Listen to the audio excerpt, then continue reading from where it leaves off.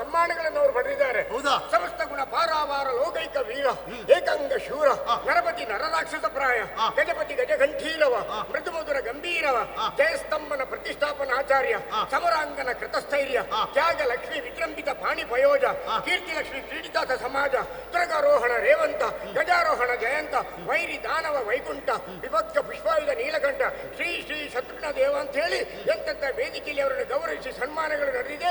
ಅಂತ ಒಂದು ಸನ್ಮಾನ ಪಡೆದಂತಹ ವ್ಯಕ್ತಿಯ ಕುದುರೆಯನ್ನು ನೀವು ಕಟ್ಟಿದ್ದೀರಿ ಅಂತ ಹೇಳಿದ್ರೆ ಇದು ಹುಂಬತನ ಅಲ್ಲದೆ ಬೇರೆ ಏನು? ಈಗ ಅವ್ರಿಗೆ ಅಷ್ಟೆಲ್ಲ ಸನ್ಮಾನ ಆಗಿದೆ ಹೌದು ಅಂತ ಹೇಳಿದ್ಮೇಲೆ ನಮ್ಗೆ ಗೊತ್ತಾಯ್ತು ಬಿಟ್ರೆ ನಾವು ನೋಡ್ಲಿಲ್ವಲ್ಲ. ಇಲ್ಲ, ನಮ್ಮ ಸನ್ಮಾನ ಪ್ರಚಾರ ಇಲ್ಲ, ಅದು ಹಾಗೆ ನಡೀತಾ ಹೋಗುದು ಒಂದೊಂದು ಕ್ಷೇತ್ರದಲ್ಲಿ.